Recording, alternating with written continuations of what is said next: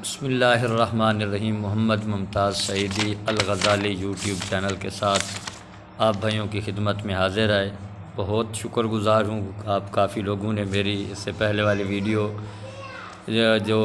قربانی کی تاریخ اور دنیا کے مختلف مذاہب و ملت میں اور تہذیبوں میں قربانی کا تصور جو تھا بہت لوگوں نے پسند کیا۔ میں تمام لوگوں کا شکر گزار ہوں۔ جن لوگوں نے اس ویڈیو کو نہیں دیکھا وہ کافی معلوماتی ویڈیو ہے تو اس کو دیکھنے کے لیے اس کا جو لنک ہوگا وہ میں ڈسکرپشن میں دے دوں گا، تو آپ ایک بار ضرور اس کو دیکھیں، واچ کریں، یقیناً آپ کو علمی فائدہ ہوگا۔ چلیں آج کی ویڈیو کی بات کرتے ہیں۔ تو ہر سال جب قربانی کا دور آتا ہے اور قربانی کے ایام آتے ہیں تو ایک بحث شروع ہو جاتی ہے کہ کیا بھینس کی قربانی جائز ہے یا ناجائز ہے، حلال ہے یا حرام ہے۔ تو یہ ایک بحث شروع ہو جاتی ہے۔ یہ مان لیتے ہیں کہ حضور صلی اللہ علیہ وسلم اور صحابہ کرام علیہم الرضوان نے اس کی قربانی نہیں کی، تو اس کی وجہ یہ ہے کہ یہ عرب کا جانور ہے ہی نہیں۔ یہ بعد میں یہ ساؤتھ افریقہ کا جانور تھا، اور جماعت تابعین اور تابعین کے دور میں یہ جب عرب میں پہنچا تو اس کے اوپر اس وقت کے فقہاء کرام نے غور و فکر کیا، اور غور و فکر کرنے کے بعد انہوں نے اس جانور کو گائے کی ایک قسم شمار کیا ہے۔ اسی طرح اگر ہم غور کریں تو آپ کے پاکستان اور ہندوستان میں 60 قسم کی بکریاں پائی جاتی ہیں، تو ان میں سے ہر قسم کی بکری کی قربانی تو حضور نے نہیں کی، لیکن پھر بھی بکری کی قربانی بالاتفاق جائز ہے۔ اسی طرح گائے کو قربانی جائز ہے، تو گائے کے اوپر قیاس کرتے ہوئے علماء نے، محدثین نے اور فقہاء کرام نے اس کو کہا کہ الجاموس، یہ جو جاموس ہے یہ بکر کی ایک قسم ہے، یعنی گائے کی ایک قسم ہے۔ تو آج ہم چند حوالہ جات سے بات کریں گے کہ یہ جائز ہے یا ناجائز، اور میں کوشش کروں گا کہ ان حوالہ جات کو اہل حدیث مسلک کے جید علماء کی کتابوں سے اور ان بزرگوں سے جن کو اہل حدیث اور وہابی حضرات اپنا امام و پیشوا مانتے ہیں ان کے قول سے ثابت کرنے کی کوشش کروں گا۔ تو آپ لوگوں سے گزارش یہ ہے کہ آپ لوگ اگر چینل کو پہ نئے ہیں تو چینل کو سبسکرائب کر لیں، ساتھ ہی بیل یعنی گھنٹی کے نشان کو ٹیک کر دیں تاکہ آنے والی ہر ویڈیو آپ تک پہنچتی رہے۔ چلیں بات کرتے ہیں۔ اللہ تعالیٰ نے قرآن مجید میں فرمایا احلت لکم بہیمۃ الانعام، بے شک تمہارے لیے اللہ تعالیٰ نے چوپائے یعنی مویشی حلال قرار دیے ہیں۔ امام ابن قتادہ بن دامہ تابعی ہیں، یہ اس آیت کی تفسیر میں فرماتے ہیں انعام کلھا، سارے کے سارے جانور اللہ سبحانہ و تعالیٰ نے حلال قرار دیے ہیں۔ ابن عطیہ کہتے ہیں ھذا قول حسن، یہ قول اچھا ہے۔ تفسیر شوکانی کے اندر بھی لکھا ہے، تفسیر طبری کے اندر بھی لکھا ہے۔ اس آیت کریمہ کی تفسیر میں مفتی محمد شفیع صاحب دیوبند مکتبہ فکر کے عالم دین ہیں، وہ لکھتے ہیں کہ بھینس وغیرہ کو حلال قرار دیا گیا اور ان کو شرعی قاعدے کے موافق ذبح کر کے کھا سکتے ہیں۔ معارف القرآن از محمد شفیع جلد سوم صفحہ نمبر 13 پہ۔ اسی طرح اگر بات کی جائے دوسرے علماء کی تو دوسرے نمبر پہ ہمارے پاس حوالہ موجود ہے اس وقت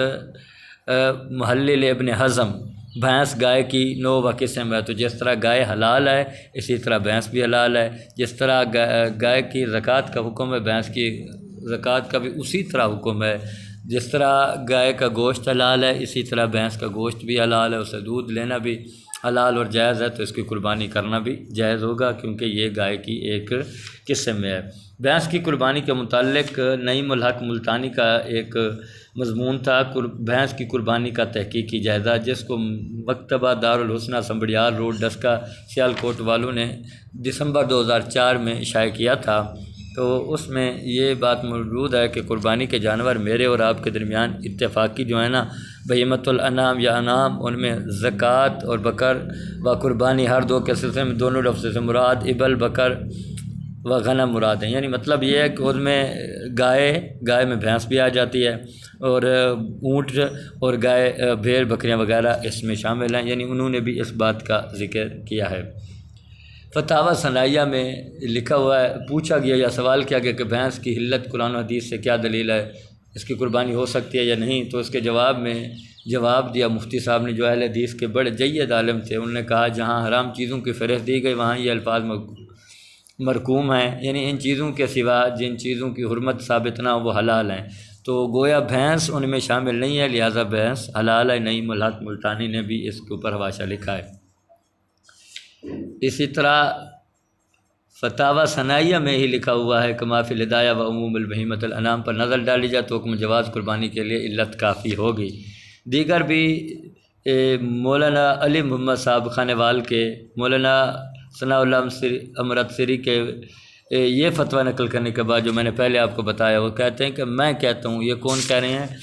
مولانا علی محمد سعیدی خانوال کے ہیں، اہل حدیث مکتب فکر کے عالم، یہ کہتے ہیں کہ میں کہتا ہوں کہ بھینس کو بہیمۃ الانعام میں شمار کرنا، بہیمۃ الانعام کا جو لفظ ہے یہ عام ہے، جس کے لیے کئی افراد ہیں، کئی گائے، بکر، بھینس وغیرہ شامل ہیں، تو یہ سب کو شامل ہے، اس لیے قربانی بھینس کی کرنا جائز ہے۔ اس کے علاوہ دیگر محدثین اور علماء کرام نے اس کو گائے کی مثل قرار دے کر اس کی قربانی کو جائز قرار دیا ہے۔ باقی رہا یہ کہ حضور صلی اللہ علیہ وسلم اور صحابہ کرام نے نہیں کی، تو حضور صلی اللہ علیہ وسلم اور صحابہ کرام کے زمانے میں یہ جانور عرب میں پہنچا ہی نہیں تھا، یہ ساؤتھ افریقہ کا جانور تھا، جب پہنچا ہی نہیں تو پھر قربانی انہوں نے کیسے کی؟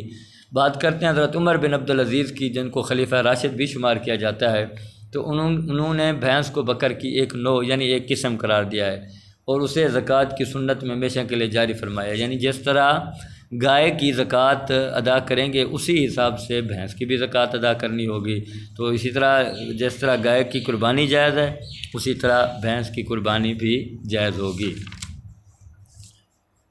اسی طرح یہ مسئلہ ہر سال زیر بحث ہوتا ہے۔ اگر ذرا ایک عاجزانہ سا سوال میرا ان لوگوں سے ہے جو کہتے ہیں کہ اس کی قربانی جائز نہیں ہے، تو ذرا ان سے یہ بھی پوچھیے گا کہ جب اس کی قربانی جائز نہیں ہے، حضور صلی اللہ علیہ وسلم نے اور آپ کے صحابہ کرام نے اس کی قربانی نہیں کی، اس کا دودھ نہیں پیا، اس کا گوشت نہیں کھایا، تو پھر آپ کیوں کہتے ہیں؟ تو یہ وہ جانور ہے جو بہیمۃ الانعام میں شامل ہے، جو قرآن سے ثابت ہے، اور جن جانوروں کو اللہ نے قرآن مجید میں حرام قرار دیا ہے اس میں اس جانور کا ذکر نہیں ہے، تو جب اس کا ذکر نہیں ہے تو یہ حلال شمار ہوگا۔ الجاموس بمنزلۃ البقر، بھینس گائے کے درجے میں ہے، یعنی گائے کی طرح اس کا بھی حکم لاگو ہوگا اور اس کے اوپر اس کے احکامات نازل ہوں گے۔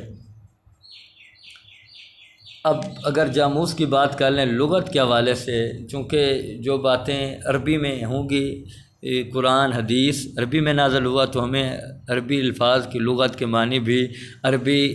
اماموں سے، علماء سے سیکھنے ہوں گے۔ تو جو عربی کے امام لغت والے ہیں، ائمہ لغت ہیں، جن میں علامہ جاہز ہیں، صاحب حیات الحیوان والے، وہ فرماتے ہیں کہ بھینس بھیڑ کی صفت گائے ہے، یعنی جس طرح بھینس ہے اسی طرح گائے بھی ہے، ان دونوں کی صفات ایک جیسی ہیں۔ اسی طرح امام دمیری نے بھی لکھا ہے کہ البقر لأہلی کا لفظ اسم جنس ہے، اور اس کو بحث مباحثہ کرنے کے بعد انہوں نے کہا کہ یہ جو گائے اور بھینس ہے یہ دونوں ایک ہی قصے میں آتی ہیں۔ اسی طرح لسان العرب میں علامہ جمال الدین ابو الفضل محمد بن مکرم ابن المنظور افریقی نے بھی اپنی کتاب لسان العرب میں لکھا کہ بھینس گائے کی ایک قسم ہے، عربی میں یہ لفظ بعد میں شامل ہوا، اس کی جمع جوامیس آتی ہے، تو جس طرح گائے کے احکام ہیں اسی طرح اس کے بھی احکام ہیں، تو گائے کے احکام میں گائے کی قربانی جائز ہے تو اس کی قربانی بھی جائز ہوگی۔ اللہ تعالیٰ اس کے اوپر عمل کرنے کی توفیق عطا فرمائے۔ اجماع کی چوتھی دلیل یہ ہے کہ سب علماء متفق ہیں کہ بھینس کو حکم گائے والا ہے۔ علامہ ابن تیمیہ اس کو اہل حدیث حضرات اپنے امام و پیشوا مانتے، وہ فرماتے ہیں کہ فقہا کے اس میں کوئی اختلاف نہیں کہ زکوٰۃ میں بھیڑ، بکرے، اونٹوں کی مختلف انواع ہیں، اور اسی طرح گائے اور بھینس کی بھی جمع کی جائیں گی، یعنی اس کی قسمیں شمار کی جائیں گی۔ تو ابن تیمیہ کے نزدیک بھی جو احکام زکوٰۃ میں بھینس گائے کے لیے ہوں گے وہ بھینس کے لیے ہوں گے، تو جب ان تمام دلائل میں وہ